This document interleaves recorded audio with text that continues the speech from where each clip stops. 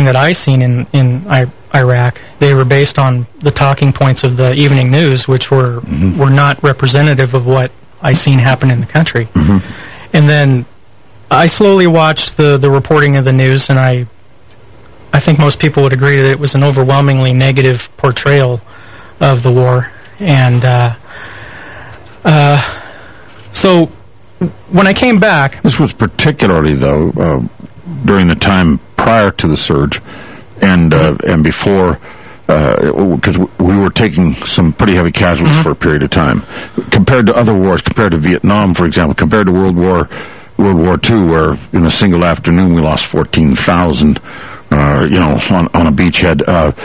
We haven't approximated that number in all the years we've been there, but notwithstanding, people see this by a different yardstick today. Well, Colonel Oliver North said that no war is really worse than the other, but he disputed the fact that this war being perpetrated by the media was horrendously... There were horrendous casualties, which there weren't compared to World War II. And my experience in country, I never fired my rifle once. We were rocketed. Only one of my convoys was blown up, and nobody got hurt.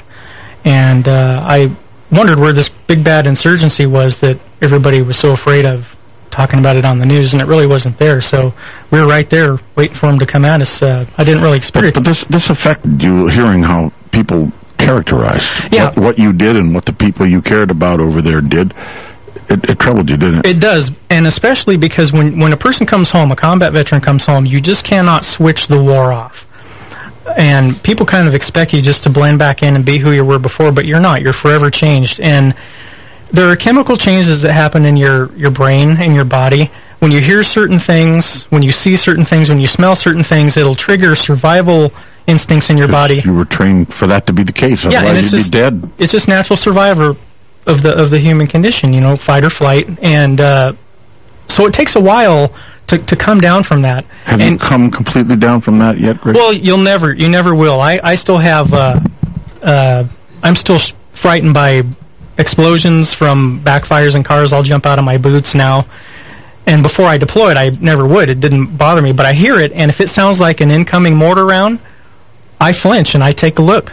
It's just natural reflex. So they say I'll have that the rest of my life, but you have these feelings and these behaviors of survival that you come home and you try to mitigate those to understand that you're back home. But a lot of people, when they drive down the freeway, they'll see a bag next to the freeway. They'll go into another lane thinking it's an IED or something. You will, but most of us just drive right on by it. Who cares? Those are the kind of things you see that kind of thing, and that meant the difference between life and death over there. Sure, there's traffic jams. You get agitated. You're in crowds. You're looking for because over in Iraq you have no idea who the enemy is, and then that's how they used to trap you into those sorts of situations. Yeah, my first 4th of July here wasn't very pleasurable. I imagine. So those kind of things take a very long time, and a problem that I've understood by going to the VA is a lot of veterans never fully address these issues, and for many years I heard that even World War II veterans still come in with the very same things because they were never addressed. So that was part of the...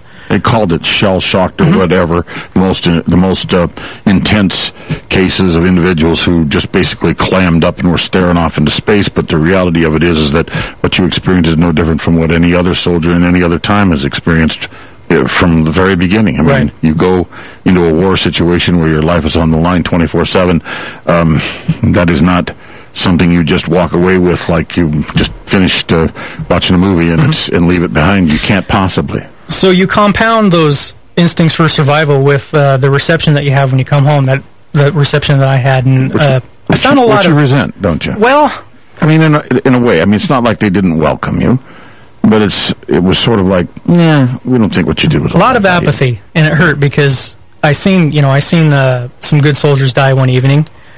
We were on the way to raid a bomb-making factory, and their Bradley fighting vehicle, returned in a ditch, and we lost 5 soldiers one night. And there was one soldier named Sergeant Michael C. Carlson who perished when I was trying to resuscitate him. You tell that story. And I come to find out after I got back, there was a very eloquent credo paper that he wrote in high school about why he would want to serve in a capacity like that. Well, he and I and the rest of us, we believed in what we were doing because we were there confronting these people so our kids and our loved ones in our country were safe.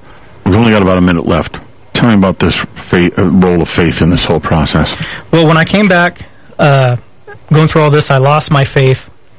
I lost hope, but God did not abandon me. He gave me a way to heal through the great folks of the VA, Suzanne in particular, and a wonderful physical way to heal by creating these gates and fences of wrought iron where I take the destruction of war. Your therapy. It is, and I turn it into something pretty. So I take the abstract destruction and turn it into something nice as a monument to Rafferty, First Sergeant Rafferty, who was a mentor of mine, and Sergeant Carlson and the rest, all of us who served, and any other soldiers who served in any prior other wars. And you're getting better. I am. Not only at making things out of iron, but getting better personally. Right, and I want people to know, especially veterans, that it's just best to get this stuff on the table. You get it on the table, it's very painful, but the sting will go away. And if you can turn that suffering into something, maybe helping another veteran or somebody, you'll be better off for it in the long run. One other character that gets mentioned all the time in the book is Greg's wife, Nancy. And the first thing I told you when you stepped in here was what? That she's a saint. She's a saint. Yep, absolutely. You got to read about Nancy in the book as well. Greg, pleasure. Pleasure, Mike. Thanks for joining us. Thank you very much. I appreciate it. The book again is Because He Loved Grandpa, a Grandson's Faith Journey from Pearl Harbor to Iraq. You're listening to Newsco.